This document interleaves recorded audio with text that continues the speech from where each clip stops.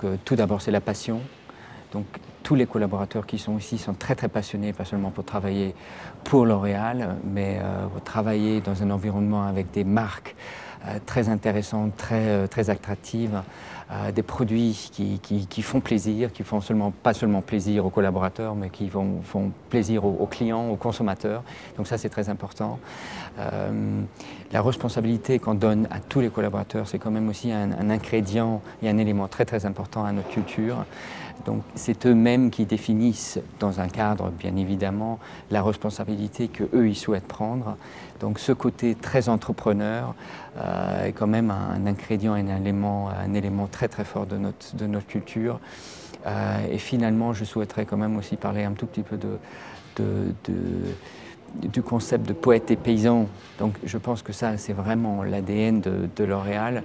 Donc les collaborateurs qui aujourd'hui sont, et pas seulement aujourd'hui, ça a toujours été le cas, qui doivent être poètes et paysans en même temps. Qu'est-ce que ça veut dire? Ça veut dire qu'on cherche des gens qui sont intellectuellement, bien évidemment, qui sont très forts, mais les mêmes gens doivent être capables de mettre en place des choses, donc je ne sais pas comment on dit en français, mais voilà, de hausser ses manches et de travailler, de mettre en place et d'entreprendre. Donc c'est ce concept-là qui, dès le début, a fortement caractérisé la culture de la maison L'Oréal et qui est toujours aussi fort qu'il y a 100 ans.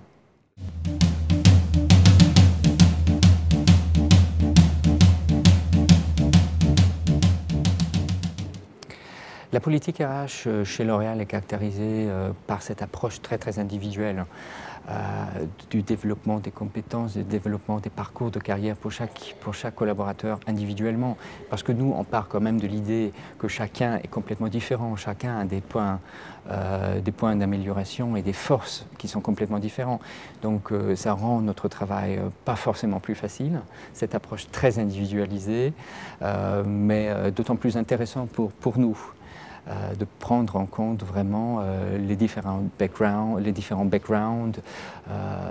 les compétences de chacun et de chacune, et de construire avec eux, et bien évidemment aussi avec les managers, un parcours individualisé pour chacun et pour chacune.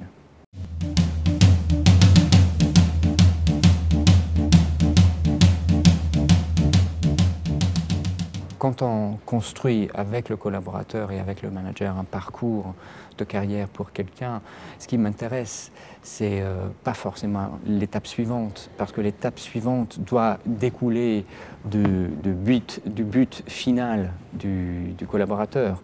Et si le but final, donc par exemple une direction marketing, est partagé entre le collaborateur, le manager et les ressources humaines, donc c'est ce triangle-là, les étapes intermédiaires devraient en découler, bien évidemment, en fonction des compétences déjà acquises du collaborateur et, encore une fois, du background du collaborateur, des études qu'il a fait, des expériences qu'il a déjà faites chez L'Oréal.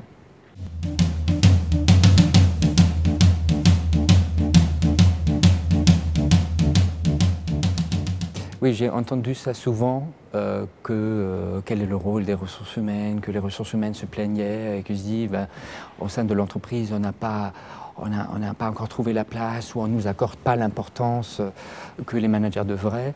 Je ne comprends pas ce raisonnement, je ne comprends pas, parce que je dis que, je me suis dit dès le début, enfin, si j'ai une valeur ajoutée et si j'apporte une valeur ajoutée aux managers, enfin, les managers sont les premiers à apprécier ça. Et c'est toujours, ça a été l'expérience que j'ai faite des 9 dernières années en ressources humaines chez L'Oréal.